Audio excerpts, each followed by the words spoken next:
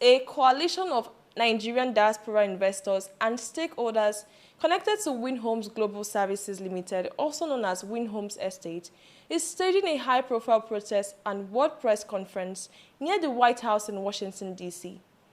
They are demanding justice, they are demanding full accountability, and prompt compensation for what they described as the unlawful demolition and destruction of their multi-$100 million real estate investment alongside the Lagos-Calabar Coastal Highway corridor in Okun-Ajah, Itiosa, Lagos. The demonstrators claim that over 2 years of delays, alleged procedural violations, repertorial attacks, and unresolved compensations have turned a national infrastructure project into a symbol of executive outreach and investor mistreatment. Organizers, including voices led by engineer Stella Ifeoma Okengwu, the U.S. citizen and CEO of Winhomes, and a diaspora returning herself. She insists the action is not against the highway protest itself, but against perceived impunity, the lack of due process, and the erosion of trust in Nigeria's investment climate. This event marks a dramatic escalation in a dispute that has simmered since 2014 to 2025, pitting ambitious federal infrastructure goals against private property rights, diaspora capital mobilization, and questions of transparency on all sides. Let's take a look at this video posted by engineer Stella Ifeoma on her Facebook page. It has been 2 years. 2 years since engineer David Amahi destroyed Winhomes Estate. 2 years of pain. 2 years of injustice. We are Nigerians in the diaspora. We came home with hope. We came with investment. We came with belief in Nigeria. And engineer David Amahi destroyed it. Not because we were illegal. Not because we lacked documentation. But because power was abused. We had everything: legal titles, verified documentation, government approvals. Yet, engineer David Amahi ignored all of it. We protested across the world. New York, London, Washington. We held press conferences. We cried out. But the system? It failed us. Then came the most shocking moment. A video. A confession. Engineer David Amahi beating his chest, saying, As engineer, okay. This was not the president. This was engineer David Amahi, using his office, using his position as a tool of intimidation. And while we were seeking justice, he was attacking us, calling us fraudsters, land grabbers, liars, publicly discrediting us, threatening us. All documented, all deliberate. The target? Engineer Stella Ifeoma Okengwu, a woman who brought diaspora investors together, a builder, a leader. And when intimidation didn't work, engineer David Amahi introduced divide and rule, turning subscribers against each other, breaking unity, creating confusion. But listen carefully, this gets even worse. When we protested in Abuja, engineer David Amahi invited engineer Stella Okengwu for a meeting with diaspora investors. He opened the door. He initiated dialogue. We believed him. We trusted the process. But what happened next? Shock. Betrayal. Disgrace. Another video surfaced. Engineer David Amahi denying it, saying he never invited us. So we ask, what kind of Minister of Works says something today and denies it tomorrow? And let me make it very clear that I never invited Winhomes for any negotiation. I never called them for any meeting. The matter is closed in court. The matter is with so the general is here. How can Nigeria attract investors when a sitting minister contradicts himself publicly? When agreements are denied? This is how foreign direct investment dies. Not by war, not by policy, but by lack of trust. And today, we are done with silence. The Association of Nigerians in Diaspora has spoken. On April 20th, in Washington, D.C., a massive protest will take place. We will not be ignored. We will not be silenced. We will tell the world exactly what engineer David Amahi has done. Mr. President, This is your moment. You must investigate engineer David Umahi. Hold him accountable. Restore confidence in Nigeria. Ensure compensation is paid. Because if this is ignored, then no diaspora investor, no Nigerian abroad, no foreign partner will ever trust Nigeria again. We came home with hope. And now, to understand the full narrative, let's go back to the beginning. In the early years of President Bola Ahmed Tinubu administration, the Lagos-Calabar Coastal Highway emerged as one of the flagship projects of the renewed hope agenda. And it was championed aggressively by Senator David Umahi, the Minister of Works. The highway was envisioned as a transformative corridor that would link Lagos to the South-South region, and it would unlock economic potential, reduce travel time, boost trade, tourism, and regional integration, and also serve as a lasting legacy of bold infrastructure delivery in a country long plagued by deficits. And land acquisition and route planning were always going to be contentious in a densely developed coastal belt. So realignment became necessary as construction advanced. And with the ministry arguing that adjustments were made precisely to minimize the number of structures affected, and this is reportedly sparing over 300 buildings in surrounding communities through careful rerouting. Let's hear what the minister has to say. For Lagos State. Good afternoon, ladies and gentlemen of the press. As part of my routine duty to go along the project, all our projects in Lagos State, and that's one of the reasons why we are here, and also to put some information on the social media in proper perspectives. I brought you to Chennai 13, kilometer 13 of the Lagos-Calabar Coastal Highway section 1.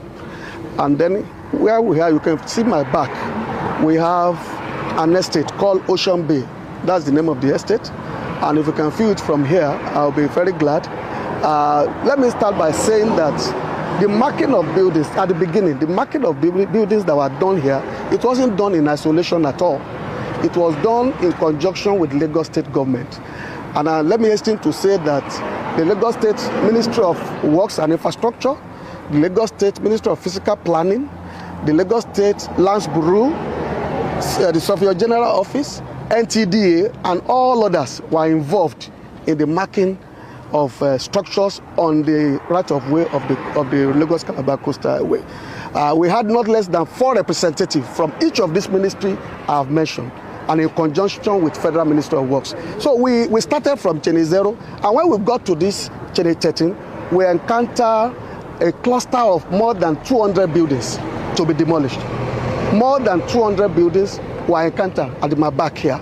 And then it took the intervention of His Excellency, the Federal Minister of Works. He was here 2 times for this purpose to come and carry out inspection. And eventually it was decided that the road be realigned to where we are standing now. You can see where we are standing is very close to the ocean. This is less than 50 meters to the ocean, less than 30 meters to the ocean. And this land here, it belongs to the federal government. So we left that alignment to come to a place that belongs to the federal government. And for you to know, the Supreme Court had ruled before now that lands that are 250 meters away from the ocean all lands belong to federal government. And that's the reason why that realignment took place, and we are here. Let me just close by saying that what we have done is not against what the Constitution of Nigeria. We have obeyed the Constitution. We moved the alignment to our land so as to prevent over 300 buildings from being demolished. I don't know whether you have any question for me here. Yeah, Comptroller, I want to believe that somebody must have owned this land that you are realigned to. Do you have any meeting with the person or the company or the compensation, or what do you have? Okay, so what we had here, there were chanties, hoodlums that were making use of this place. All this stretch full of chanties. And so when His Excellency came here, he decided that the road must be realigned to this place so that in order to prevent over 300 buildings from being demolished. Okay, so are we still going to have a briefing at Winhomes Estate? Because I have a question. Please ask your question here. Okay, sir. There's this claim that you, in particular, asked the Winhomes woman, Stella, to go and bribe the minister Yeah. 20 million naira. Is that true? Those are social media talk. Camera. They are social media talk. They are social media talk. And I put it back to you, gentlemen of the press, that this is the estate. They have resident association. They have resident association here with leaders in that community as well. You can carry out your investigative journalism. I thought you guys are journalists. Please, this is the estate. I've brought you to the estate. Go there, find out from them.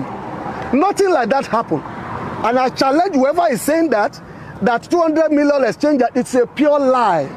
It takes two to tango. There must be a giver and there must be a receiver. Is that correct? So please go in there. I'm asking you to do your work. I don't need to go with you. I brought you. Meanwhile, in Okun-Ajah, Winhomes Global Services Limited, under the CEO, she has positioned its estate as a beacon for diaspora investment.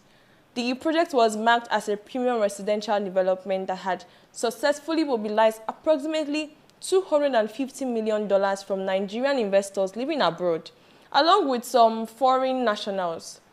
And many of these investors reportedly committed life savings, their retirement funds, and hard-earned remittances. These are the monies earned in the UK, the US, Canada, and somewhere else, hoping to secure appreciating assets back home and to contribute to national development. And the physical development on this site reportedly included a gatehouse structure, plot demarcations, and sales to individual subscribers. Saga had consequently maintained that the estate enjoyed proper approval from relevant state and local authorities and that significant capital has been injected. She publicly challenged critics, including the minister, to verify the funding sources while at times questioning the minister's own wealth and properties in return. Let's take a look at this video. Engineer David Umahi, you called me a fraud. You questioned how I brought $250 million as an investor. You mocked my credibility. But let me ask you something that Nigerians and the world are already asking quietly.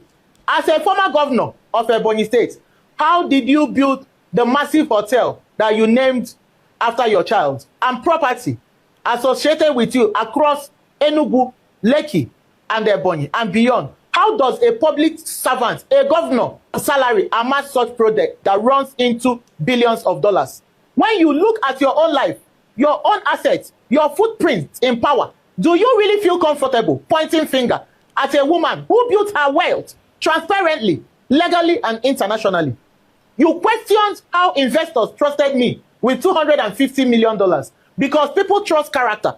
That is the answer. Because people trust structure. Because people trust transparency. Because people trust who? Unfortunately for her, the bulldozers arrived, and portions of the Winhomes land were impacted as the highway alignment cut through or divided into the area. And the company and affected investors alleged inadequate prior notice in some instances, and demolition amid subsequent court processes, the failure to follow due process under the Land Use Act and other laws, and a lack of prompt, fair compensation despite repeated engagement. They described the action as intentional diversion that could have been avoided, causing massive financial loss, emotional trauma, and reputational damage to the diaspora participants who had answered the patriotic call to invest at home. Then legal battles ensued, as Winhomes secured an interim injunction from a Lagos High Court restraining further trespass on part of the land. However, a federal high court later struck out a related suit filed by Okun-Ajah, citing issues such as lack of reasonable course of action, jurisdictional questions, and claims that she had previously divested or sold portions of the land to individual buyers, thereby potentially lacking standing in certain claims. The ministry and its supporters highlighted that only a gatehouse was visibly developed on the affected portion, and they emphasized that compensation processes had been initiated for verifiable claims. And throughout 2025, these disputes played out in the media, with the minister issuing public ultimatum for documentary proof of the 250 million naira investment, questioning the scale of actual development on the ground, and warning that misinformation could harm the Tinubu administration's relationship with the diaspora. And Stella and supporters have countered that accusations of outreach with selective narratives and dragging the presidency into what should have been a reasonable technical and compensation matter. Petitions flowed into the presidency, and stakeholders' engagements were held, but full closure remained elusive. By mid-April 2026, the matter had dragged on for 24 months, with civil society groups stepping in forcefully. The Community of Youth and Mobilization and Sensitization, that's the CYMS, in a communique signed by Director General Chief Obinna Nwaka and Honorable Tayo Tola Agbaje, the chairman of Renewed Hope Concerned Citizens, they urged President Bola Ahmed Tinubu to personally intervene. They called for clarification on the authorization of the demolition, the verification that due process was followed, and guaranteed fair and prompt compensation. The group warned that prolonged uncertainty threatens Nigeria's image as an investment-friendly nation and explicitly appealed to diaspora stakeholders to suspend a planned April 20 protest in Washington, D.C. in favor of a domestic presidential-led resolution. And similarly, the Human Rights Writers Association of Nigeria, the HURIYWA, they described the situation as a prolonged injustice, declaring that the delay in compensation and its potential to erode investors' confidence, and they joined the call for president's intervention, an independent review, and transparent handling to protect both national and developmental goals and private rights. But despite these appeals, the Diaspora Coalition, they proceeded with today's DC event, framing it as a necessary step to internationalize the pain of 2 years of injustice, and they demand accountability at the highest level. This is not just a simple government versus victim story. It is a complex coalition of competing national priorities, governance weaknesses, human elements, and economic realities that reveal deep structural issues in Nigeria's developmental model. The Coastal Highway is undeniably visionary, as Nigeria desperately needs such transformative projects to close infrastructure gaps that have hindered growth for decades. Routine adjustments are standard globally when realities on the ground, which is the existing developments, when they differ from initial plans. And the ministry claims that realignment actually minimizes border demolition in credible principle. However, when titled private lands, especially one marked to diaspora investors, is affected, the test of good governance becomes whether acquisition follows transparent valuation, if it follows prompt compensation and minimal disruption. Critics have argued that executive speed sometimes overrides judicial and statutory safeguards, sending a chill signal. Your investment is welcome until it stands in the way of priority projects. And this risks, and Nigeria actively cuts diaspora remittances and investments, which runs into tens of billions annually. Policies celebrate returnees and foreign exchange inflows, yet when disputes arise like this, the handling can inadvertently portray diaspora capital as secondary or easily expendable. Many Winhomes subscribers are ordinary professionals abroad who trusted the system enough to bring money home, and their sense of betrayal watching the physical assets raised while navigating bureaucracy goes beyond finances to questions of national loyalty and belonging. And if this goes on unresolved, this could dampen future real estate and direct investments far more than any single project delay. And some land buyers have publicly pushed back against Stellar's central ownership claims, asserting that Winhomes has already sold significant plots.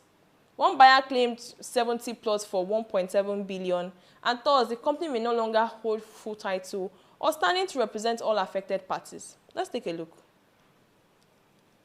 All we are saying, we have taken possession of our land. Winhomes. All we are saying, we are taking possession of our land. On each plot.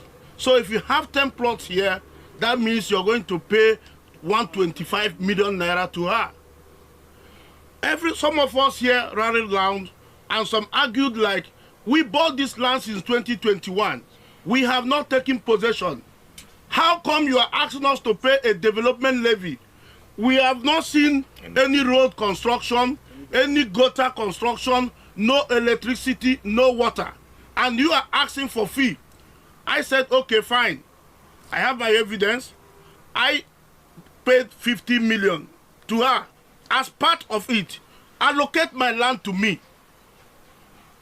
She received the money and she said, okay, she allocated the 13 plots of land I bought for her, all records, receipts, survey, deed, all are with me. She allocated 13 plots of land to me.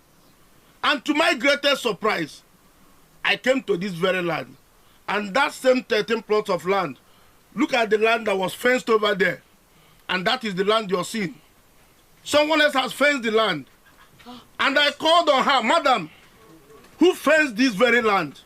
She said she was the one that fenced it. I said, why did you fence the very land you gave to me?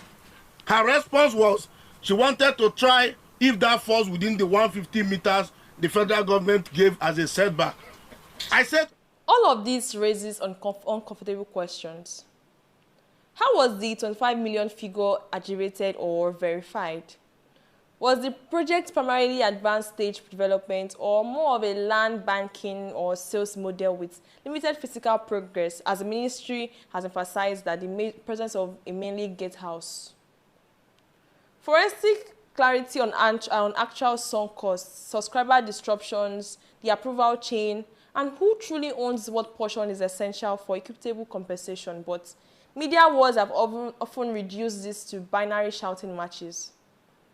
The coexistence of state local approvals for the estate alongside later federal highway alignment, it exposes weak intergovernment coordination mechanisms. Land realignment in Nigeria remains fragmented. It is prone to overlapping claims and last-minute conflicts. This is not unique to this case, but it's just symptomatic.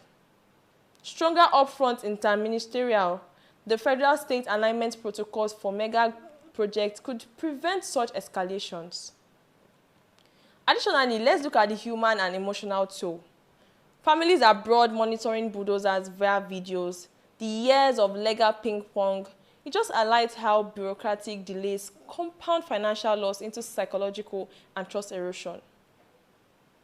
The Winhomes Saga is ultimately a microscope of Nigeria's larger struggle, which is how to deliver bold, legacy-defining infrastructure in a complex democracy without trampling the very right of the citizens and capital to seek more power.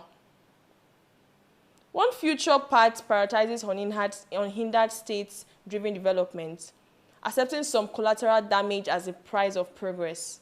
And another is that sustainable growth demands robust rule of law, with transparent processes, fair compensation mechanisms, and just genuine partnership, especially with those bringing scarce foreign exchange. Today's protest in Washington would amplify the second narrative of the international stage, potentially inviting scrutiny from global investors, the diaspora communities, and even foreign governments. Yet, endless domestic delay, it risks undermining the first by breeding criticism and slowly project momentum. And this escalation, it serves no one long term because with presidential intervention, perhaps through an independent, time-bound valuation and compensation panel, with full public disclosure of planning decisions and payments made, and a policy for future projects, this could de-escalate, it could restore trust, and set a positive precedent. It would just affirm that Nigerian values both transformative roads and the people who invest in building alongside them. And until such decisive action, the bulldozer may have cleared land for artifacts, and the deeper damage to confidence and narratives, it will just linger for longer than any constructive timeline. This situation remains very fluid. We're going to keep watching closely for any immediate response from the presidency or further court developments or just outcomes from today's DC event. As true resolution will require moving beyond acquisitions to verifiable facts, the fair remedies, and systemic learning so that future diaspora dreams do not end in the same dust.